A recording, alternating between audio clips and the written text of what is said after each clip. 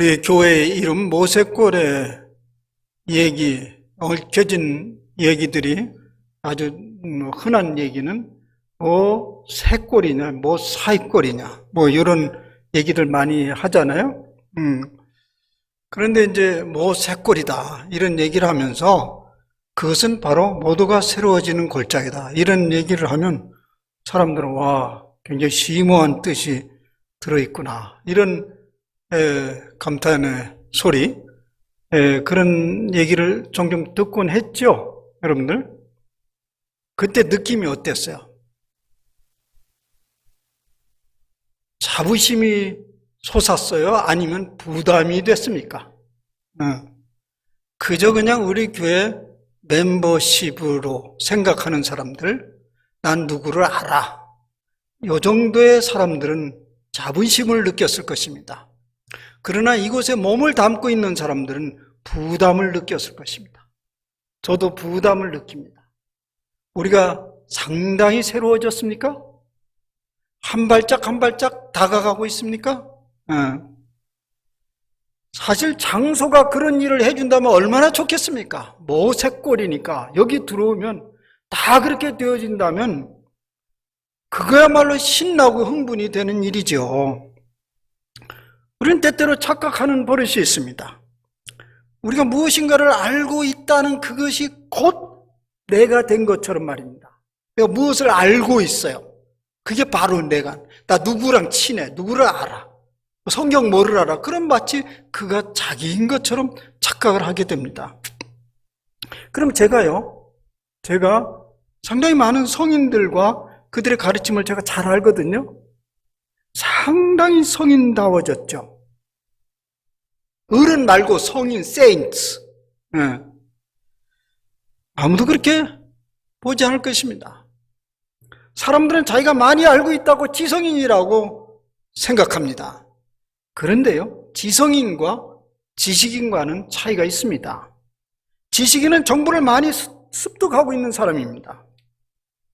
그러나 지성인은 지식인답게 행동하고 판단하며 사는 사람들을 말합니다.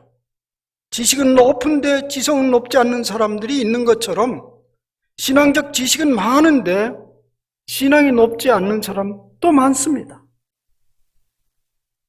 예수님이 우리에게 오신 것은 하나님에 대하여 많은 지식을 전해주고자 오신 것이 아닙니다.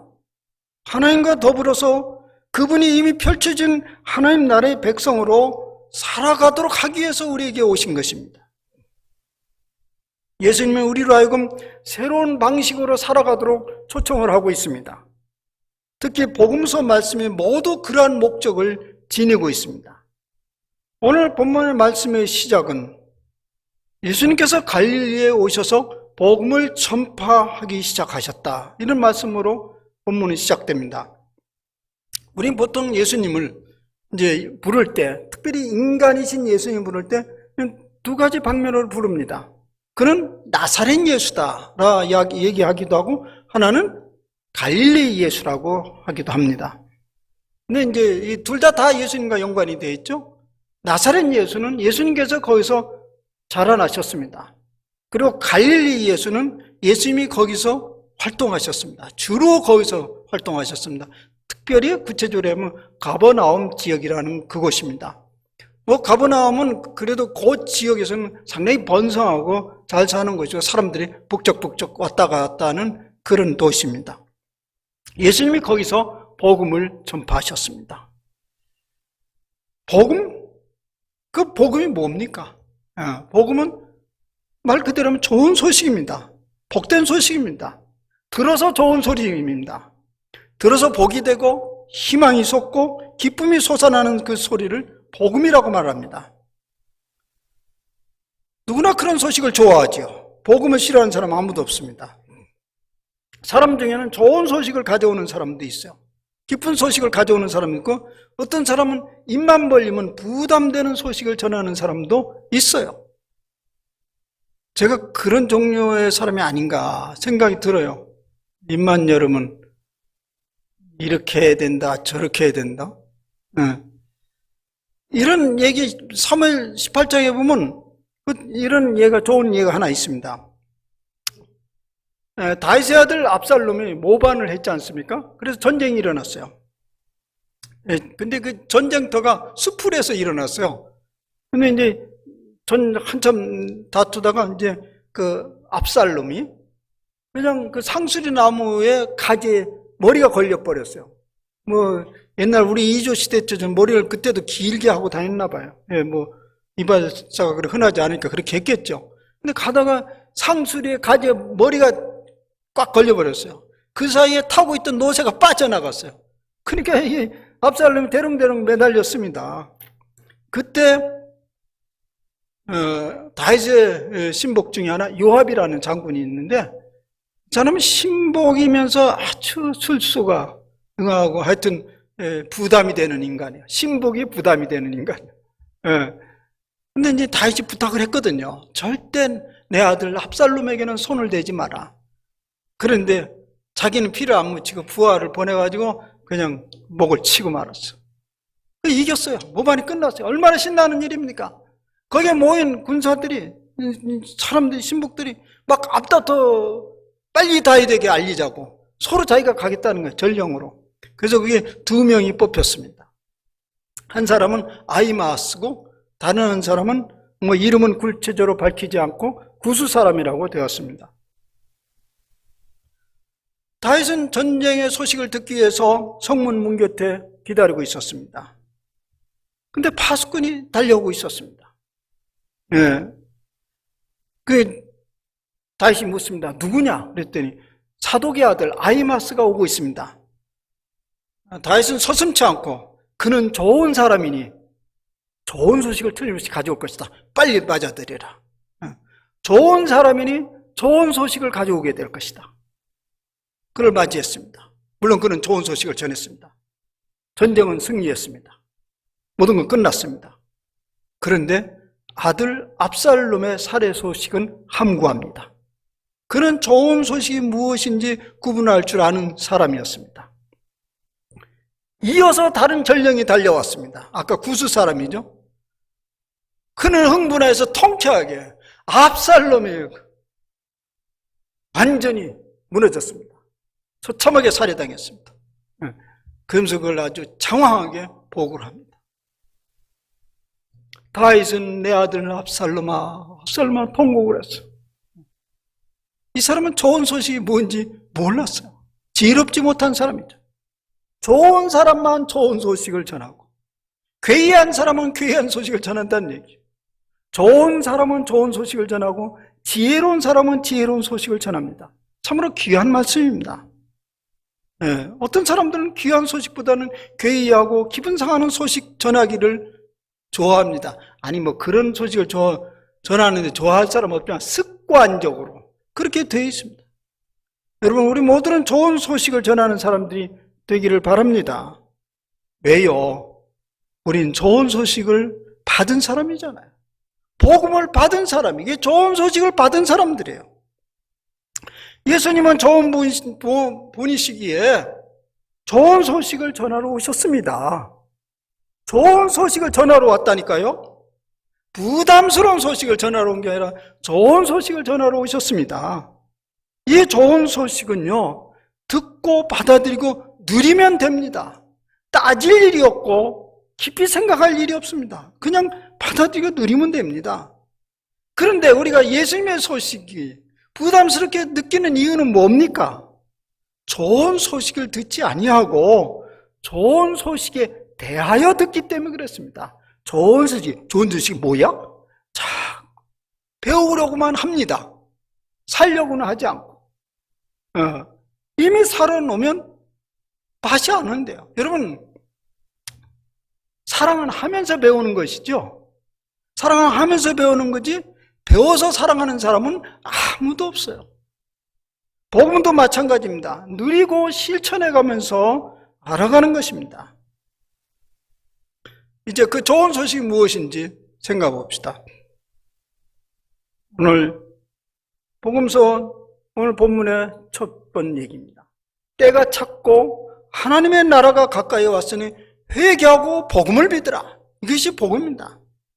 때가 찼고 하나님 나라가 가까이 왔으니 회개하고 복음을 믿으라. 이 복음을 믿으, 이 복음은 앞에 부분을 얘기하는 것입니다. 때가 찼고 하나님 나라가 가까이 왔다. 그것을 믿으라는 것입니다. 여기 하나님 나라가 가까이 왔다라는 말이 무엇인지를 좀 생각해 봅시다. 어떤 말인지 여러분들이 한번 제가 던질 테니까 생각을 해보세요. 여기 하나님 나라가 가까이 왔다는 말이 그 하나님 나라가 거의 도래하고 있다는 말입니까? 아니면 이미 여기에 왔다는 말입니까? 누가복음에는 이미 여기 와 있는 것으로 묘사하고 있습니다.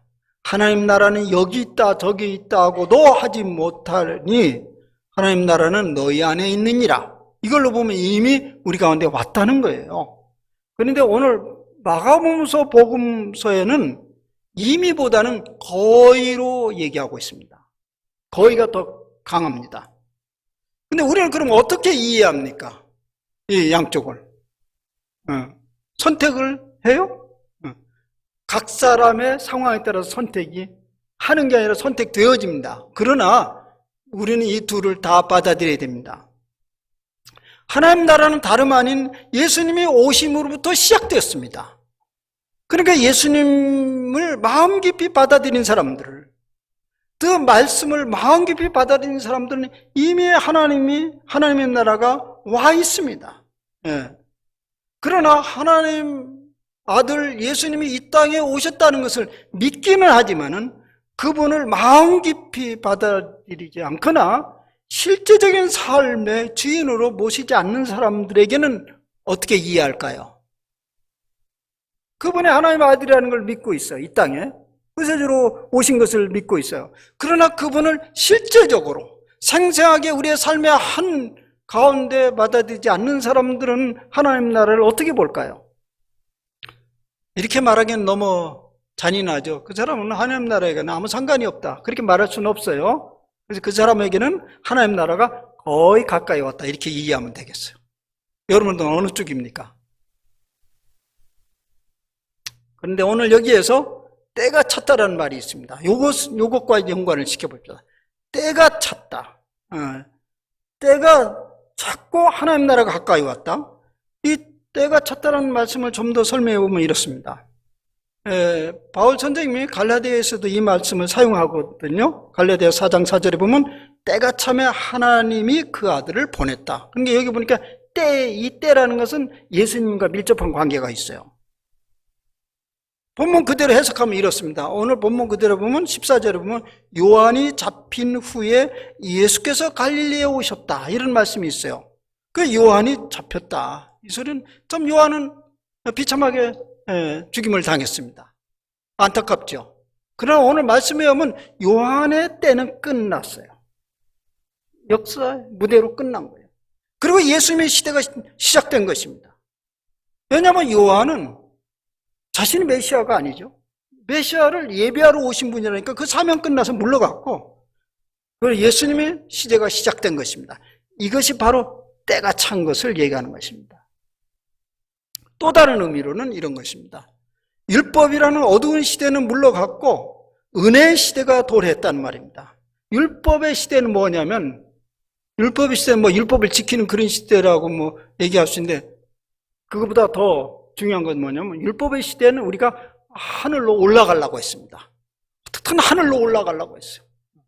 그래서 온갖 정성을 다 기리고 그렇게 애를 썼어요. 그런데 은혜의 시대는 하늘과 땅이 맞닿게 되었습니다. 하늘이 내려왔어요. 하나님이 이 땅에 오셔서 맞닿게 했으니 이제는 올라갈 필요가 없어요. 이미 하나님 나라가 여기 임했다는 말입니다. 네. 그래서 때가 찼다는 말은 정말론적이고 시대적 긴박성을 담고 있는 말입니다. 이 소리는 뭐냐면 이제 더 이상은 없다라는 거예요. 더 이상은 없다. 쓸 수 있는 카드를 모두 썼다는 말입니다. 네. 한번 이렇게 비유로 설명해 볼 수 있습니다. 얼마 전에 우리가 아시안컵을 보셨죠? 아주 성적이 안 좋았습니다. 우리 기대를 팍 무너뜨렸는데요. 근데 하여튼 먼저 골을 먹고 어떻게 많이 해보려고 애를 쓰는데 그때 사용하는 것은 코치가 선수 교체를 사용하잖아요. 그래서 한 명씩 교체해 나갑니다. 예, 그게 이제 바로 용병술인데요. 근데 보니까 다 써버렸어. 없어, 이제는. 이때를 일컬어서 때가 찼다고 말하는 것입니다. 이제 너희들이 알아서 승패를 가름해야 된다. 이런 긴박성을 말하는 것입니다. 또 이렇게 비유할 수도 있습니다. 때가 찼다는 말을 이렇게 비유해 설명할 수 있습니다. 우리가 종종 해외여행을 가잖아요. 공항에 가면 계속 방송에서 뭐라고 나오죠. 해외 나가면 그 소리가 시끄럽죠. 무슨 소리인지 몰라서. 근데 이제 인천공항 가면 알아듣잖아요. 대충 그렇게 나옵니다. 탑승 시간이 되었습니다. 그렇게 나와요. 탑승을 서둘러 달라고. 그리고 몇 번 나오다가 어떻게 나오냐면 마감 시간이 다 되었습니다. 곧 탑승 게이트로 오세요. 한 번 더 탑승 게이트가 닫힙니다. 마지막입니다. 그러면 여러분 한번 보세요. 막 달려가는 사람 보죠. 사방에서 막 달려. 저도 달려간 적이 있어요. 그런 걸 일컬어서 때가 찼다라는 말이에요. 모든 것이 다 결정됐다. 이제 느긋한 시간은 지나갔고 곧 마감 시간이 다가왔다는 말입니다. 이때 예수님께서 오셔서 하나님 나라가 가까이 왔으니 회개하고 복음을 믿으라. 더 이상 쓸 카드는 없다. 때가 찼다는 말은 말과 회개하라 복음을 믿으라는 말. 그것은 매우 밀접하게 연관된 용어입니다. 결전의 때가 왔다는 말입니다. 이제 시간이 다 되었으니 회개하고 복음을 믿든지 아니면 또 다른 선택을 하든지 그런 결단을 촉구하는 말씀이라고 할 수 있습니다. 이건 명령법 억구입니다. 이것은 엄청난 복음일 수도 있고 이 순간에 어떤 사람에게는 이것이 엄청난 복음일 수도 있고 또 어떤 사람에게는 최후의 선택을 요구하는 위협이 될 수도 있습니다. 그러나 여기에 초점은 회개입니다. 칼빈 선생은 회개에 대해서 이렇게 말했습니다. 더 좋은 것을 위하여 우리의 삶을 바꾸는 것이다. 예수님도 그런 심정으로 청중들에게 외쳤습니다. 여러분 삶을 바꾸어 돌아서세요. 그러면 하나님 나라가 전개될 것입니다. 예수님의 말씀에 의하면 하나님 나라가 자명하게 다가오지 않는 이유는 간단합니다. 회개하지 않았기 때문에 그렇습니다. 회개는 하나님 나라에 대한 갈망과 그 믿음과 매우 밀접하게 연결되어 있습니다.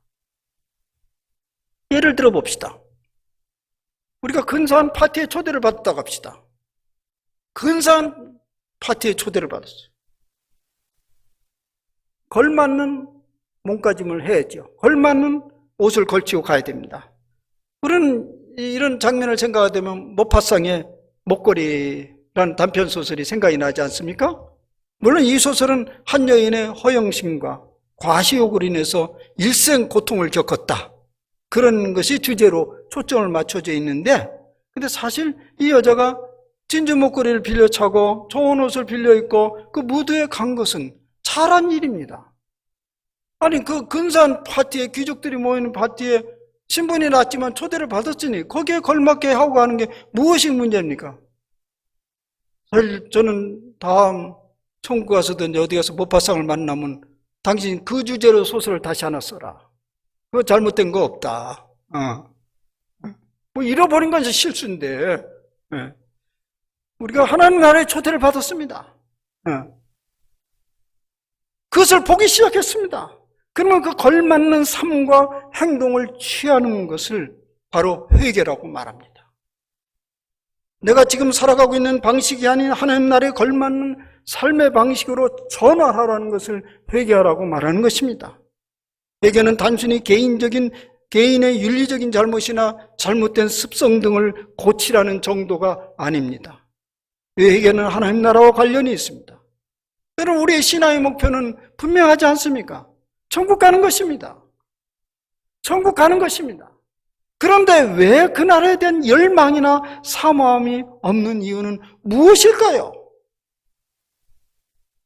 예수님은 이런 절박한 심정으로 그 당시도 얘기했습니다. 때가 찼다. 하나님 나라가 가까이 왔다. 이 말씀이 깊이 다가오지 않기 때문에 그렇죠.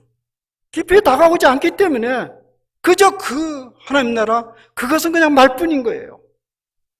이런 생각을 하면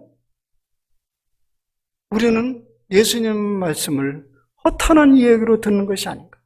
그냥 하는 소리죠. 여러분, 그 다음에 예수님의 행보를 살펴봅시다. 예수님은 예수님의 그 제자들을 이제 모으는 장면이 나오지 않습니까? 왜 예수님이 제자들을 부르셨을까요? 뭐 다 알죠. 일하려고 하죠, 같이. 근데 혼자 안 하시고 왜 일을 같이 합니까? 그것이 하나님 나라의 속성이기 때문에 그렇습니다. 예수님은 혼자 다 해낼 수 있어요. 그러나 하나님 나라는 그런 것이 아닙니다. 제자들과 함께 더불어서 그 일을 펼쳐가려고 하는 것입니다. 그런데요, 역사 속에 보면 유인들 중에 제자들을 모아서 일을 한 사람 많습니다. 유인들. 근데 이게 그들과 예수님과 근본적 차이점이 있습니다. 보통 과거의 위인들이 자기가 제자를 이렇게 모아서 일을 한 사람은 없어요. 그냥 그 선생님의 지식과 인격에 감복이 되어서 자청해서 제자로 청해온 사람은 많죠. 이제 선생님과 일생 함께 하면서 함께 일을 도모하겠습니다. 나를 받아주세요. 이렇게 청원해가지고 보통 그 제자들이 되죠. 그래서 우리는 그 얘기를 하래요. 그 세상에, 그 스승의 그 제자라고 얘기합니다. 뭐, 저도 오랫동안 선생을 했기 때문에 이제 소위 제자라는 무리들이 있어요. 이제 아부가 좀 심한 사람은 제자로 받아달라고 이렇게 얘기를 해요, 저한테. 안 믿어도 진짜예요. 있었어요. 제자로 받아달라고. 제가 뭐라고 대답했겠어요? 나 하나 지탱하기도 힘들다. 그냥 당신 길 가라. 그래서 제자로 거둬준 적은 아무도 없어. 제자라고 자칭하는 사람은 좀 있는 것 같아. 그런데요, 예수님은 당신이 자청해가지고 제자들을 모았어요. 내 제자 되거라. 내 제자 되거라. 어떻게 생각하면 좀 웃겨요. 당신이 어떤 인물인지도 모르는데 내 제자하라고 막 쫓아다니면서. 그러니까 어떤 사람이 갔겠어요. 다 그렇고 그런 사람한테 간 거지요. 갈릴리 해변에 고기를 낚는 사람, 아주 평범한 사람들에게 접근해 갑니다. 지식의 정도를 보면 도시 근로자들보다 훨씬 식견이 낮고 떨어지는 사람입니다. 그들을 예수님이 스스로가 부르셔서 제자로 삼으셨습니다. 여기서 예수님의 제자가 된 기준은 한 개밖에 없습니다. 오라 하니 쫓아갔다. 이거밖에 아무것도 없어요.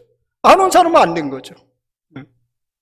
그들은 예수님이 누구인지 확인해 볼 겨를도 없이 그냥 쫓아갔습니다. 갔으면 무슨 일이 벌어지겠거니 그래서 쫓았습니다. 그래서 예수님이 그들을 3년 동안 데리고 훈련시키고 가르치는 엄청 고생을 한 거죠. 그들에게 오늘 할 말씀이라고 생각되어집니다. 이 말씀은 다른 것이 아니고 제자들 무리를 해서 하나님의 운동에 참여하도록 하면서 때가 찼고 하나님 나라에 가까이 왔다 회개하고 복음을 믿으라고 말씀하신 것입니다. 하나님 나라는 결코 혼자 하는 일이 아니고 혼자 가는 길이 아니기 때문에 그렇습니다. 더불어 추구하는 길이고 함께 살아가는 것입니다. 여러분, 그저 개인 경건에게 기도하고 나 이렇게 하면 천국에 확신이 있다고 생각하고 나는 천국 가야 돼 이렇게 생각한다면요, 다른 데 가서 알아보세요. 안 돼요. 또 가도 외로워서 못 살 거예요. 왜냐하면 혼자 와 있거든. 함께 더불어서 이뤄가는 것입니다. 여러분, 개인의 안녕과 평안에만 급급하는 그런 삶을 살아가는 것을 예수님께서는 참 안타깝게 생각하면서 바꿔라, 회개하라 이 소리를 하신 것입니다.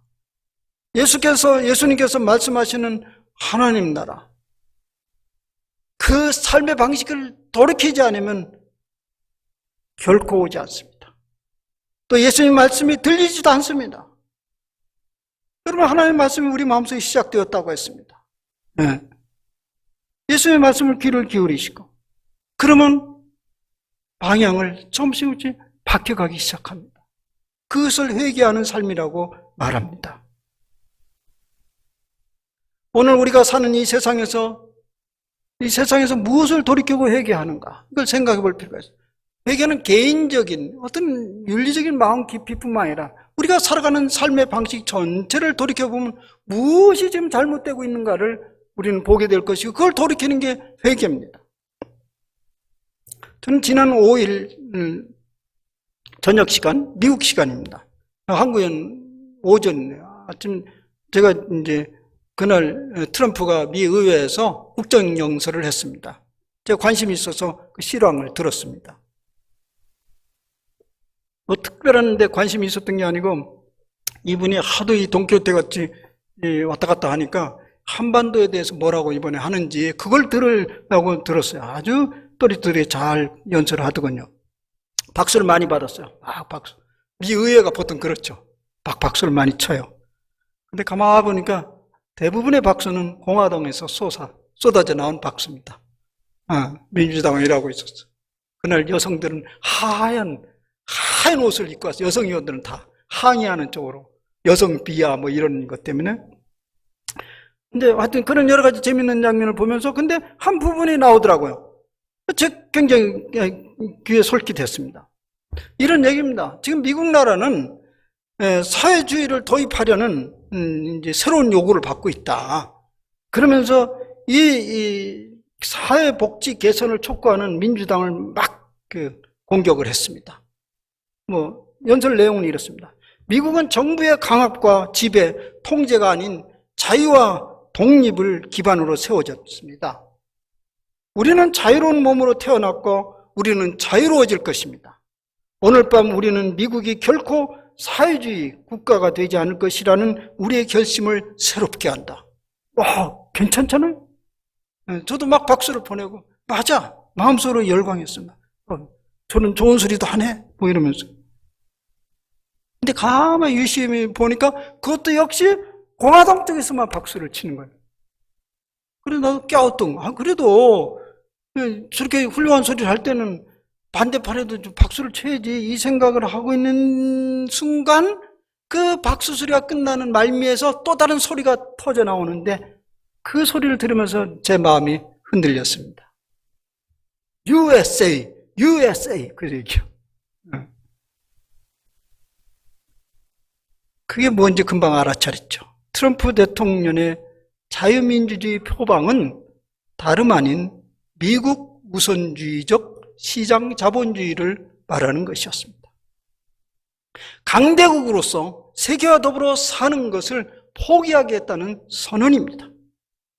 자유가 소중하긴 하나 그 자유가 함께 더불어 살아가는 자유가 아니면 그런 자유는 머지않아 분열과 다툼을 일으킵니다. 그래서 장벽을 쌓으려고 합니다. 곧 자유는 속박으로 이어지기 시작합니다. 이러한 사고의 틀 속에서는 예수님이 지향하는 하나님 나라는 결코 보이지 않는다는 것입니다. 이럴 경우 회개하라고 말하는 것입니다. 사실 한 예를 들은 것입니다. 제가 트럼프를 향해서 회개하라고 얘기할 입장은 아닙니다. 우리 일도 바쁜데 거기까지는 미국 목사들이 하고요. 이런 예를 들은 것입니다. 지금 우리 사회가 겪고 있는 큰 질병은 다름 아닌 극단적인 개인의 안정과 자유를 최우선으로 하는 공동체 와해입니다. 이러한 경향이 이 시대와 미래를 점점 어둡게 만듭니다. 그 징조가 뭡니까? 청년들의 미래를 향한 어둠입니다. 희망을 다 접고 있습니다. 두려워하고 있습니다. 꿈을 꾸지도 않습니다. 왜 그럴까요? 왜 그럴까요? 기댈 데가 아무 데도 없는 거예요. 자기 인생은 자기가 책임을 져야 된다는 것이 너무나 두려운 것입니다.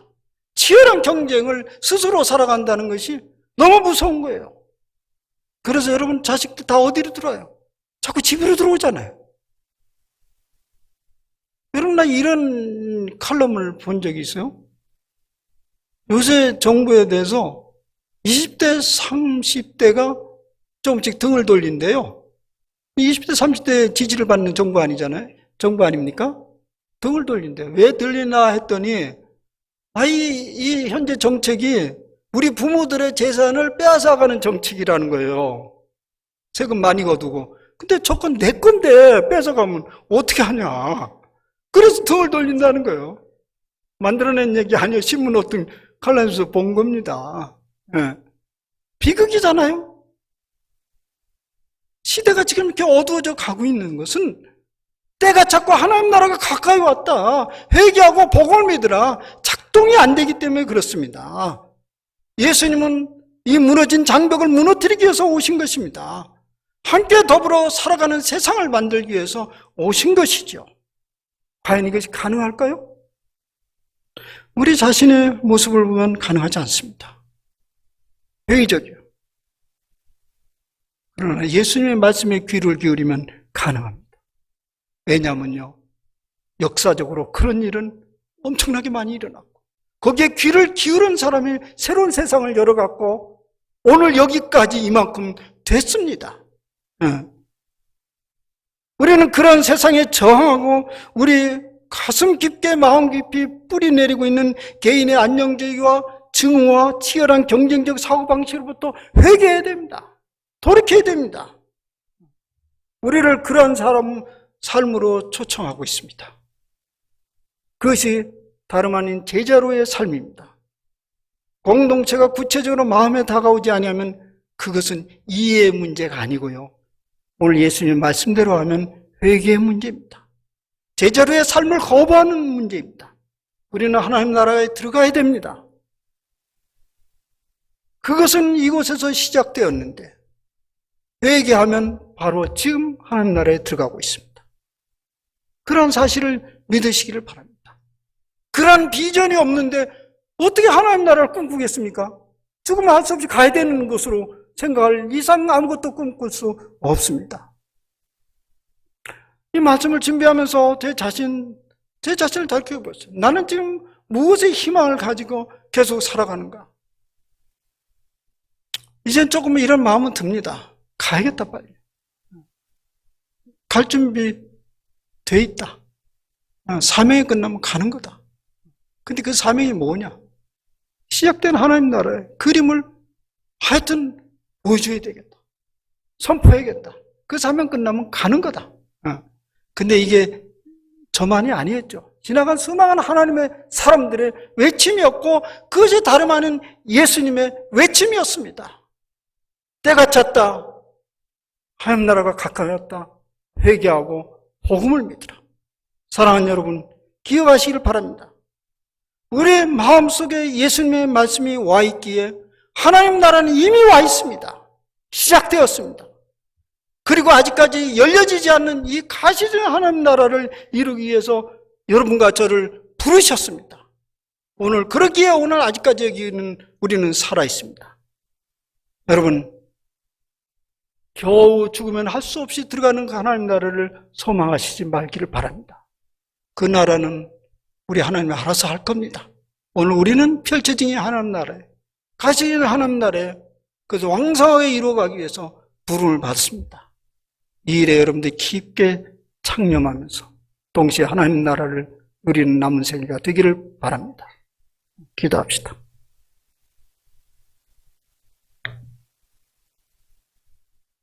주님, 깊은 어둠 가운데서 희망이 없는 이 세상 가운데 하늘을 가르고 이 땅에 하나님 나라를 끌고 우리 주 예수님이 오셨습니다. 그리고 급하게 외쳤습니다. 때가 찼고 하나님 나라가 가까이 왔다. 회개하고 복음을 믿으라 외쳤습니다. 이 일들을 속히 이루기 위해서 준비도 되지 않는 사람들을 제자로 모으시고 그들로 하여금 그 일을 이루게 하셨습니다. 그래서 결국 지난 2000년이 여기까지 이르게 되었고 절망적인 세상 속에 희망을 여전히 남겨두었습니다. 오늘 우리 이 시대에도 미래는 매우 캄캄해지고 어둡다고들 얘기합니다. 그러나 좋은 소식을 받은 우리들은 좋은 소식을 전할 수 있습니다. 이런 희망을 다시금 일으켜 주시옵소서. 남은 생애 동안에 우리가 해야 될 일이 무엇인지를 주님께서 가르쳐 주는데 그 일을 망각하지 말고 감당하면서 이 땅에서 하나님 나라를 누리고 증거하는 삶을 살게 하여 주시옵소서. 예수님의 이름으로 기도하옵나이다. 아멘.